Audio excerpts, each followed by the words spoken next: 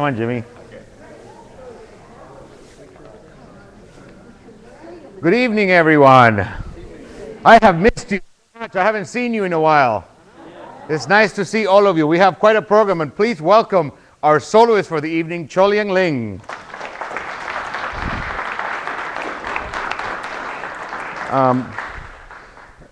I think it's always exciting and fortunate that our soloists might from time to time get to agree to come and spend a few minutes before having to go back and practice and warm up and everything that they have to do to get ready for the performance. And tonight's program, it's about two Russian masters of the 20th century, Prokofiev and Shostakovich. And you cannot talk about either one of these composers without any sort of political implications. It's impossible. Remember that during the 20th century, the Soviet Union, who we feared for such a long time, was mired in a lot of internal politics, of which artists of every genre, music, literature, poetry, you name it, were literally being bullied on a daily basis.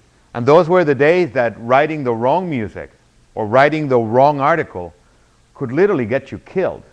And this is the type of environment that artists like Prokofiev and Shostakovich had to deal with on a daily basis. So their music, when you hear it, is in many ways a reaction to those realities.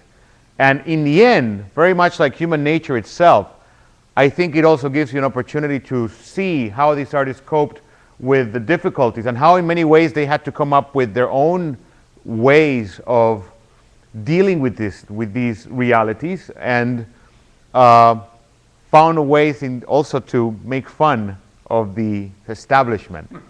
And like most of these situations, everybody got the joke except the people who they were making fun of, which is usually the case. But with that being said, let's talk about the second violin concerto of Mr. Prokofiev, which was written in 1935. And how old were you when you learned this concerto first? It was definitely after 1935. Yeah, very good.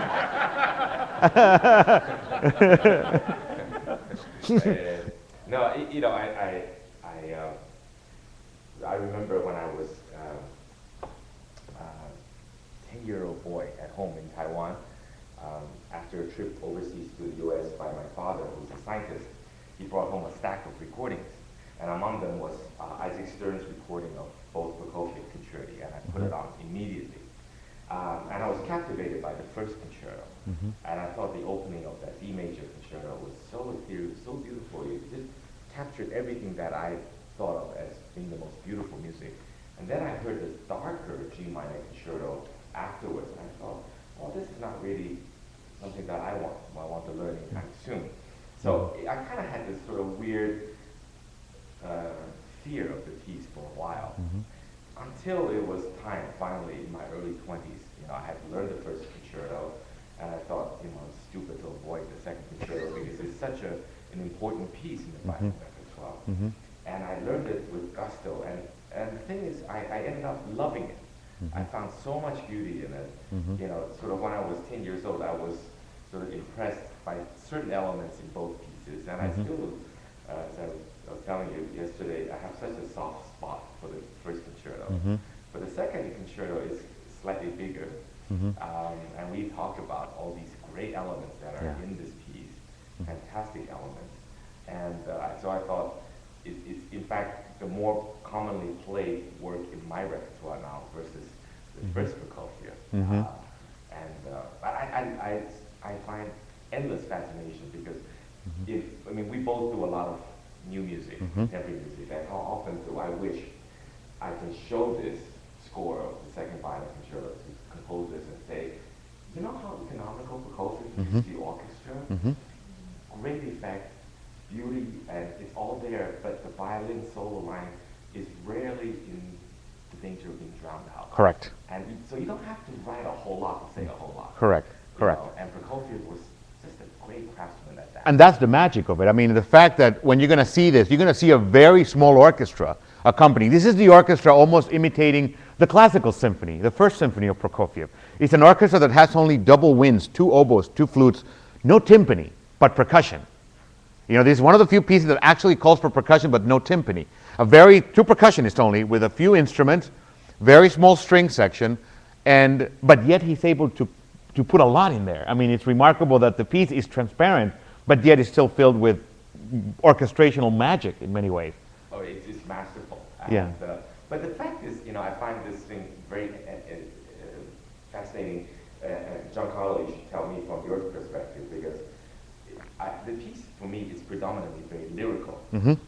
First movement, you know, it's got two great melodies, very opening, which is played by solo violin, just utterly alone, and not too many concerti start that way. No, Just especially not in such a simplistic way. Yes. I mean, the main melody just comes up, and before you know it, the orchestra joins in. But you know, if you're not paying attention, you might miss the opening. Right, but the thing is, if you go slightly 1 inch deep below the surface, then you find immediate fascination, because the violin, the piece is in G minor, and so the violin starts in G minor very clearly. The first 3 notes lay out the triad of G minor, and then it goes on for just a few bars, and then the violas and basses join. They repeat the melody, but by then it's in B minor. And of course, in the key of G minor, there's no such thing as B minor. It's a long way, Yeah, harmonically. So in no time, before the orchestra even plays a note, Prokofiev has already modulated to the next consonant. And so that alone, to me, always, you know, confounds me, because it's clearly a work of genius. When you explore Prokofiev's music, you don't know which Prokofiev is going to show up. There is Prokofiev, the classical composer, the one that you normally relate to Romeo and Juliet, the ballet, or the classical symphony, or even Peter and the Wolf, for that matter. Or you have the modernist Prokofiev, the one that you hear in The Fiery Angel, or the symphonies number 2, 3, or 4. Or you might get the lyrical Prokofiev, which appears in the 5th Symphony. This concerto, in my opinion, is one of those pieces that captures everything that we come to love about Prokofiev. Something else about Prokofiev that you need to know personally is that, like 99% of the artists and composers from the early part of the 20th century, he left Russia after the revolution of 1917. But unlike anybody else, he actually came back. And he came back when? In 1936, at the height of Stalin's purges. Many historians have said that that's probably one of the dumbest and most stupid decisions ever made by a human being. He relocated his family, his wife and his 2 children, into an apartment in Moscow in 1936. The reason for it is that when he left Russia in 1917, he settled first in America. That didn't work. Then he settled in Germany. That didn't work. Finally, he moved to Paris, and he was making a career as a pianist, as a conductor, of course, as a composer. But he was yearning personally to go back to his homeland. And I guess that could, more than anything, convince him to go back to the Soviet Union in the middle of these very dark times. This concerto is the last piece he wrote on the Western side. After this came Peter and the Wolf, and there are traits almost of that character of Peter and the Wolf. There are actually things that, to me, sound very much like Peter and the Wolf in this. Now, from a virtuosic point of view, I mean, this is a piece that, although was written for a French violinist, premiered in Madrid, of all places, is it a very Russian concerto in your opinion? I mean, what is it about it from a violinistic point that is attractive to you? Well, there are many great things about the piece that, as a violinist, you enjoy playing, because he does give the solo violin some really beautiful tunes. And if you don't know the piece, just if you walk away with nothing else, but maybe pay attention to the beginning of the slow movement, the second movement.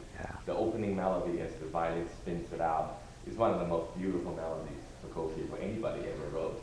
To me, it's like, you know, something straight out of Romeo and Juliet. Correct. It belongs to a ballet score and a very romantic scene, perhaps that, you know, the balcony scene or something of Romeo and Juliet. They're going to leave humming, I'm sure. I mean, that's a tune that is very catchy. Yeah, it's beautiful. But then the third movement becomes very demonic in its demands and in its sort of darker overtones. It's very athletic, it's very agile, and it hurtles along to almost like a primitive sounding coda. Don't you think it's like just violin and basses, cello and bass drum? It's like this sort of primitive tribal dance, but it's in a really sort of fierce kind of a key. But I can't complain, because I think Prokofiev decided, you know, after so much lyricism, you know, it's time to let the violinist strut some stuff. You know, but it's not like the lyrical stuff is not without its demand. There are plenty of very wonderful writing for the solo violin. Not shy about the virtuosic dimension. Do you know anything about the soloist for whom this was written, Robert Sotan? No, I know very little because the hero that I began to learn as the history of this piece being performed was been, sort of put in chronology is Jascha Heifetz. Of course. And then Who did the American premiere? Right. With Kusevitsky. And so once Heifetz took up the piece, you obviously knew that this piece was going to go far. I mean, it didn't happen with every piece Heifetz played, but this one definitely did. And then soon enough, everybody started to play it, and it deserves to be, absolutely among the stalwarts of violin concerto. Something that I found interesting when I was doing my research for this concerto is that the first concerto, when it had its premiere in 1923, the Soviet Union premiere was actually done with piano and violin.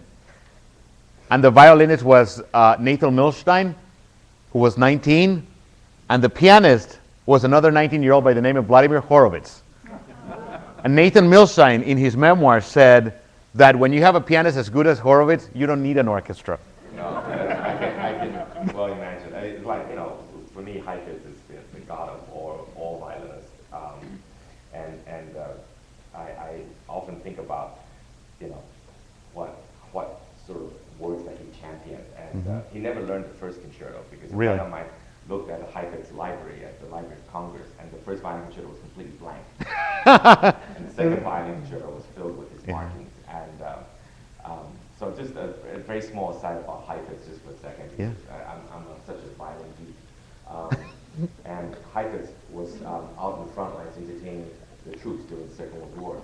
And for that, he was trying to bring along some young American pianists. He was trying to sort of plug, and then Jacob Lepina, Seymour Litkin was plugged as one, and Jacob Lepina and Leon Fleischer and others were all tapped, and Willie Capel became his regular partner for a while. And then, so Seymour Litkin told me that they went to the front lines in a Jeep, and then just follow a flatbed truck carrying an upright piano, going along all the country roads. And sometimes when they see a lot of tanks coming from the other direction, they turn around and go back.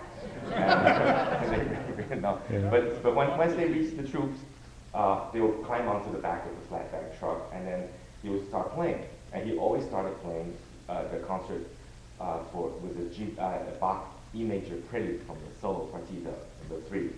And he always told the young GIs that Bach is like spinach. You may not like it, it's good for you. Well, with that being said, I want to thank Cho-Liang for joining us this evening, and I'm sure you'll all enjoy his performance of the Prokofiev this evening. Thank you. Thanks, Jimmy. Thank you.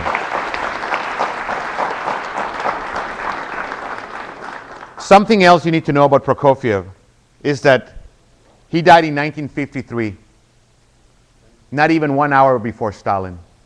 They died on the same day. And Prokofiev didn't even get a chance to rejoice in the news that Stalin had died. By the end, when he came back to Soviet Union in 1936, he was bullied beyond belief. And by the time he died in 1953, he was a broken man. But at least we have with us a great collection of great music in every single style. So for those of you who might want to explore a little bit more of Prokofiev, go to your record store, go to iTunes or Amazon. I am so behind in times. And choose randomly. And remember what I said this evening. You don't know what you're going to get with Prokofiev many times. It might be the classical, the modernist, the lyrical, the motoric, the rhythmical. There are so many things to choose from Mr. Prokofiev. The second half of the program, I think, is one of the most powerful pieces of music ever written. And written under circumstances that we can only imagine the difficulty that Shostakovich and his neighbors were put.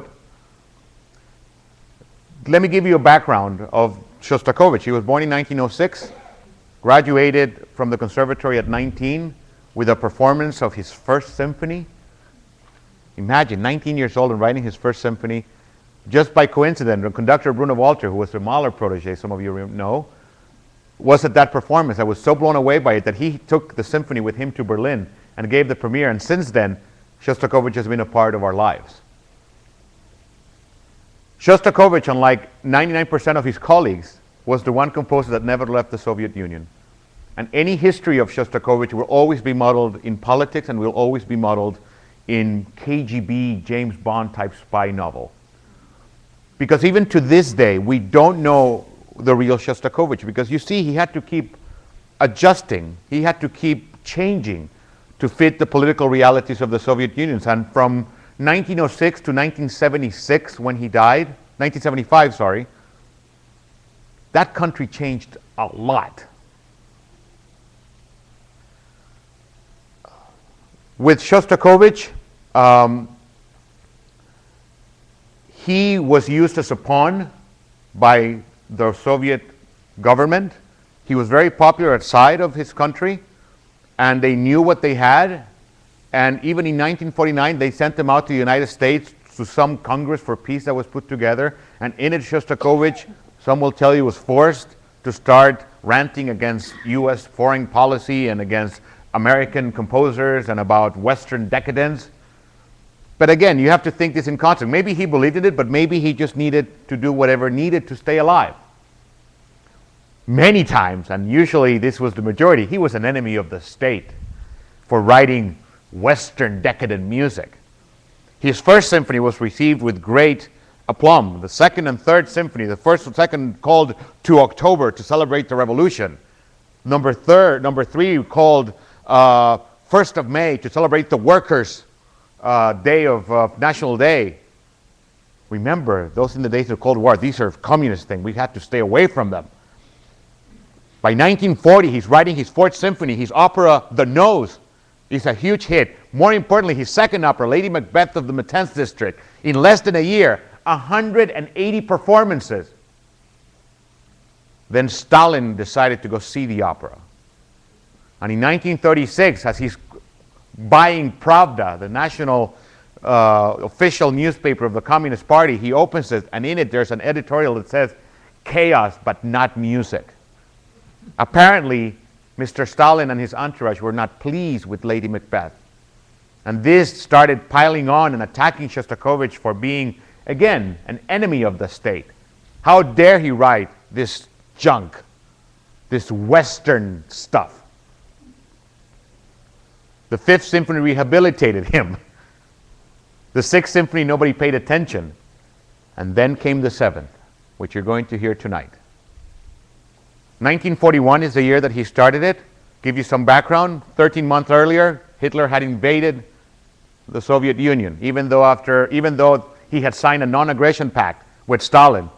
Who signs an agreement with Hitler? Well, I guess you have to be as crazy. Stalin. Yeah, only those two could understand each other, I guess. For the next 900 days, the city of Leningrad would be under siege. By the end, 1 million people will be dead from disease, starvation, shellings, bombings. That's a third of the population. There's only one line of supply into the city, in and out, over the river. These are the conditions that this piece was written. When Shostakovich started, he and his family were living in Leningrad. By the end of 1941, the Soviet authorities had decided that the danger was too much for the artists and the intelligentsia of the Soviet Union, so they decided to relocate and evacuate some of the most important famous people from the Soviet Union. So they were put in a train along with Shostakovich, pianist Emil Gilels, violinist David Oistrakh, the entire Leningrad Philharmonic, the Bolshoi Theater. 600 miles, they were evacuated to Kubyshev. And this is where the Leningrad Symphony was premiered. Before World War II, of course, the Soviet Union was seen by the West, particularly the United States, as an enemy. July of 1941, the US is still out of the war. Then December 7, 1941 came about, Pearl Harbor. All of a sudden, we share the same enemy. So Russia is cool again. It's fine to start playing music by Russian composers, particularly one by Dmitri Shostakovich. The piece, although it is known as the Leningrad Symphony, Shostakovich always said that he never called it the Leningrad Symphony, although it is dedicated to the city of Leningrad. It's an incredible piece. I had my final rehearsal this morning, and it was the first time that we were able to play the piece from beginning to end, and it is a statement. If you've read anything about history, if you've read anything about how brutal World War II was, but how particularly beyond belief horrible it was in the Eastern Front, where by the end, just in Russia itself, estimates called 20 million people died. Like I said, just 1 million in Leningrad alone, a third of the city, by the end of 900 days of siege. It is unbelievable. And this is what Shostakovich and his neighbors have to put up with. Talk about bad luck. I mean, having to put up with Stalin and then Hitler and then back to Stalin. I mean, victory for them meant we're going back to Stalin. I mean, that's, imagine. The piece, of course, became a symbol of freedom in World War II. After the piece was premiered, Henry Wood in London, who was the founder of the Proms concerts, who are still a tradition in London, took it up, not even a week after the premiere, and did a performance of it. And again, people were rallying because this was a cry for freedom. This was standing up to the German invader and Hitler and everything that he stood for. Of course, by the time that the US entered the war, everybody wanted to have a hand in this symphony. 5 conductors started fighting for the right to conduct the American premiere in 1942. Who were these conductors? Toscanini, Kusevitsky, Reiner, Ormandy, Stokowski, fighting amongst themselves. Who is going to get the privilege of conducting this freedom piece? More importantly, you know how this music made it out of Russia, made it out of Leningrad? By microfilm. Those were the days. The piece was copied into a microfilm. We have young kids here. Go up on Wikipedia and look up what a microfilm is. You're going to find it next to rotary phone.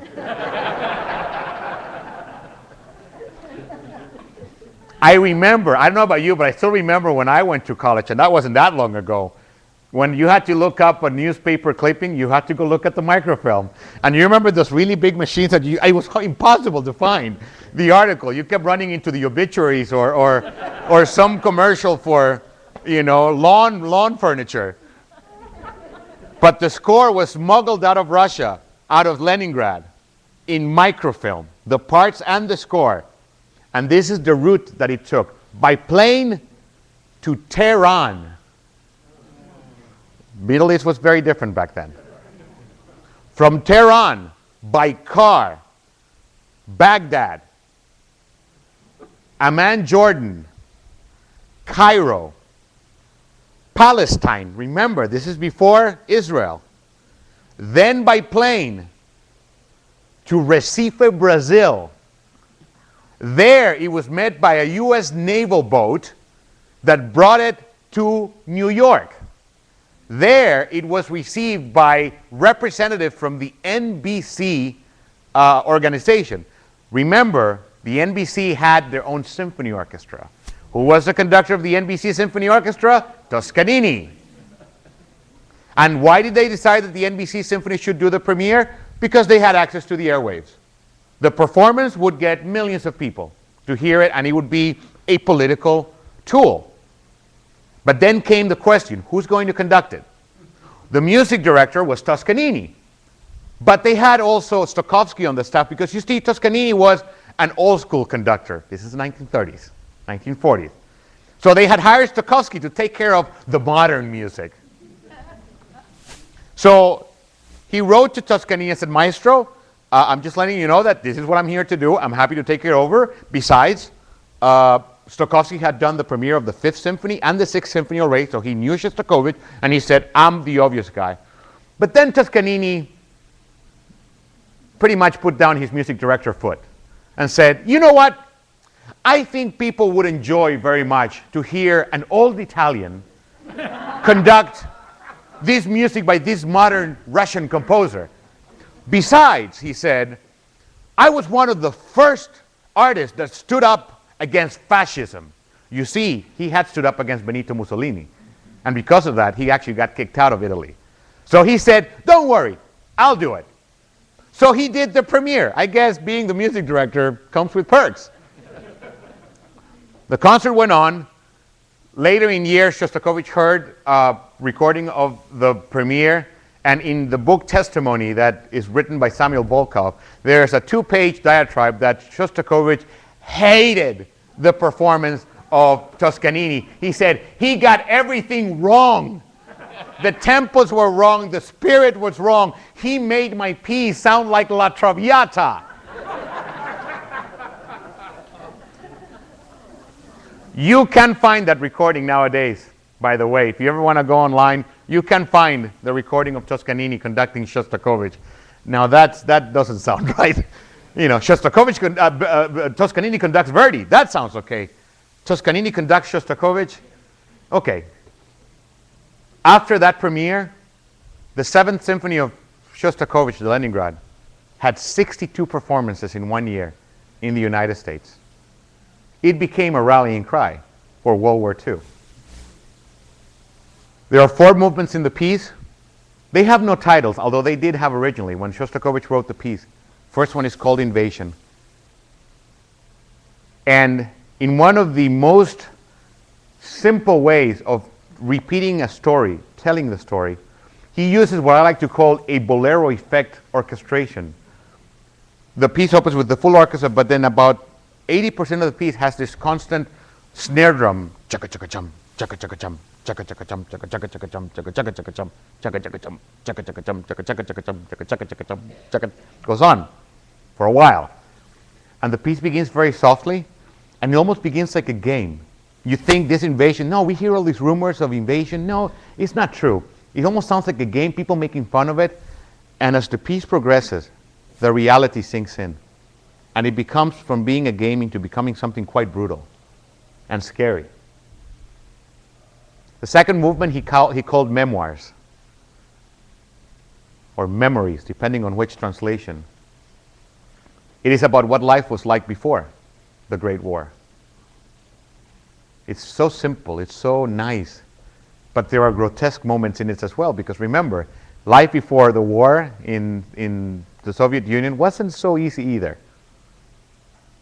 The third movement is a huge chorale. It's almost a cry. The fourth movement is Victory. Remember, the piece was written in 1941, 1942. There's still another 600 days to go in the siege. We don't know how the story is going to end, but at least in Shostakovich's mind, there's a happy ending.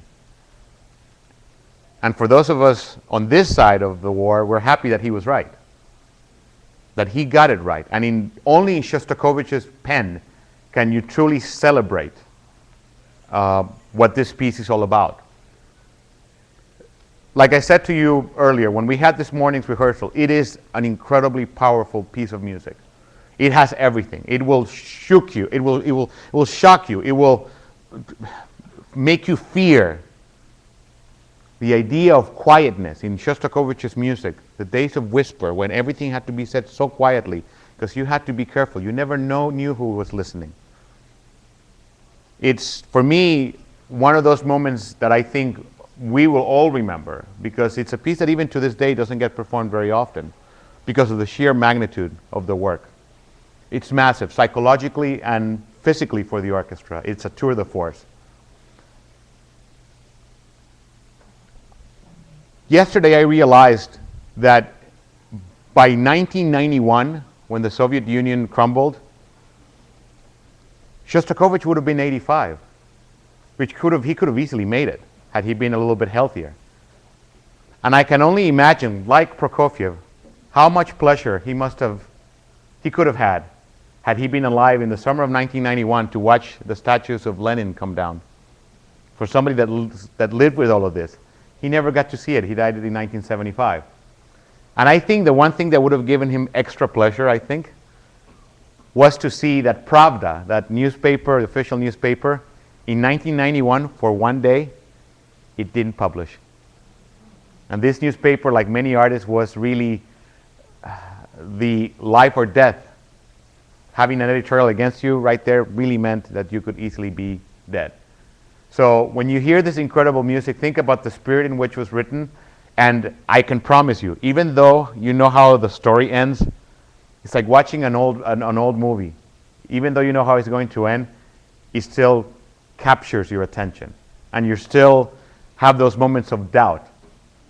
We thank you so much for joining us, and enjoy the concert.